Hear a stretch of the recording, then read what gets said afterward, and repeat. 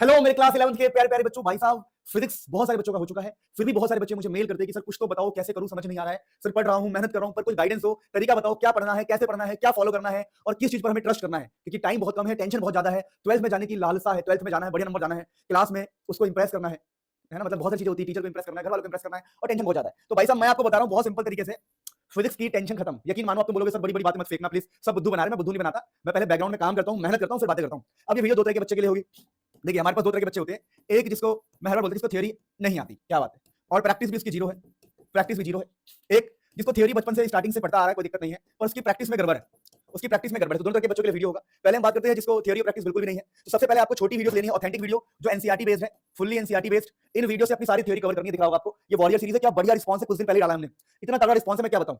मैं कोई बहुत बड़ा चेहरा नहीं हूं, ठीक है, लेकिन पढ़ाता ईमानदारी से हूं, ये बात याद रखना। तो बहुत बड़े बड़े चेहरों के पीछे भागोगे तो पीछे ही रह जाओगे, ठीक है ना। तो ये ध्यान रखना कि जो वॉरियर सीरीज है इसको ईमानदारी से फॉलो करके अपनी थ्योरी कवर करनी है। सर मेरी थ्योरी कवर हो गई है, अब मैं क्या करूं ये बताओ।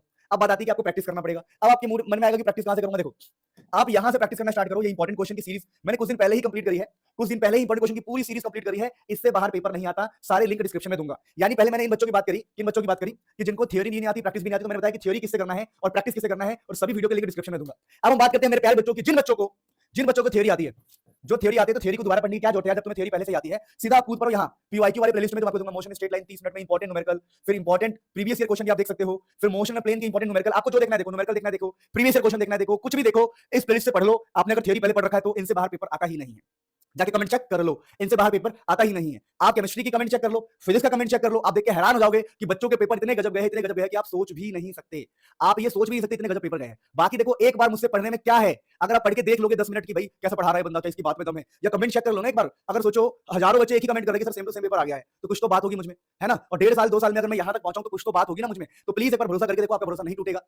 क्योंकि जो छोड़ो, आप नहीं समझोगे। ये जो बड़े बड़े चेहरों के पीछे भागते हो ना, उनके पास इतना टाइम नहीं है कि आपको बहुत ईमानदारी से बता सके, ठीक है ना। तो मिलते हैं नेक्स्ट में, आपका खूब भला हो।